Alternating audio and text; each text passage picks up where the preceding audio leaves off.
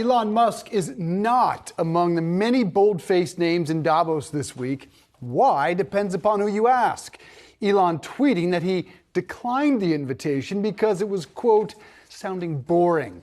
The forum spokesman, however, says his last invitation actually came in 2015. Elon's absence did not mean he was not discussed, however. Here's Eurasia Group President Ian Bremmer to our team this morning.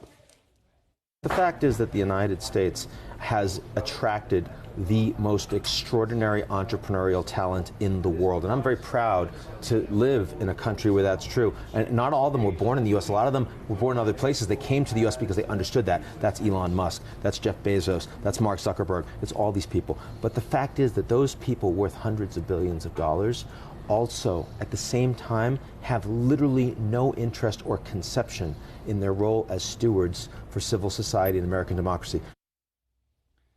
Do they have roles as stewards for civilized society? Therein lies the larger question. Or do they have a responsibility to their shareholders to earn money, because we are all about capitalism here? And for a second, I got to separate, and he is brilliant, Ian Bremmer. I think you got to separate Bezos at least from Zuckerberg and from Elon Musk. Look, Zuckerberg, I think you could argue either side of the coin. Certainly what he did with Facebook, sowing disinformation regarding elections, that certainly was probably not healthy for our society.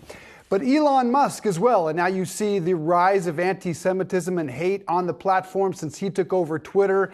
He brings up an interesting point, but should these massively wealthy, successful tech titans be focused on a social responsibility or shareholder responsibility? They should be focused on both, I think, in a perfect world. Really? Whether they would be able to kind of walk that line and be able to please everybody and be able to be for the better good while also driving the bottom line. I think that's a situation where many people want. But when it comes to Elon Musk, I mean, he's a tough guy to keep up with. I don't think it's any surprise he weighing in saying he had no interest in going to Davos. Davos saying that he didn't actually get an invitation. We know he's busy this week with the trial going on over his 2018 tweet about taking Tesla private. And then we also got numbers out from the information today regarding how Twitter has done since he has taken over that business. And when you take a look at those numbers, not too impressive. Twitter seeing a revenue drop of 35% to just over $1 billion in the fourth quarter. Again, this is all according to the information. 72 of its internal goal for the year, citing global sales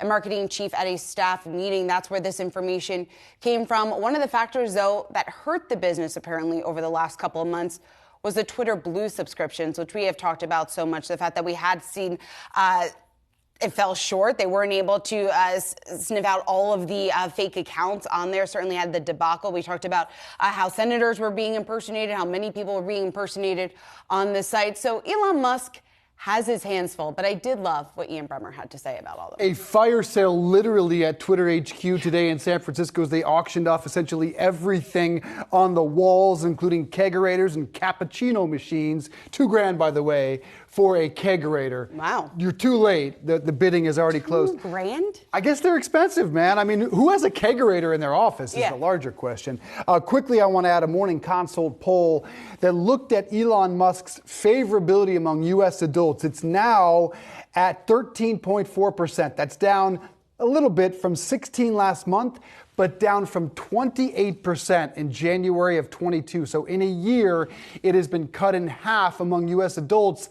And what is the bottom line there? Well, that means your customers, at least when it comes to Tesla, think about a person, a personality, and politics when they're buying a car. And that you do not want. Yeah, certainly. We've heard a number of analysts come on this show right here and talk about the brand damage that has stemmed from Elon Musk and everything that's gone on over the last several months. You're looking at market cap for Tesla of just over $400 billion today. Dramatic drop here that we've seen over the last 12 months.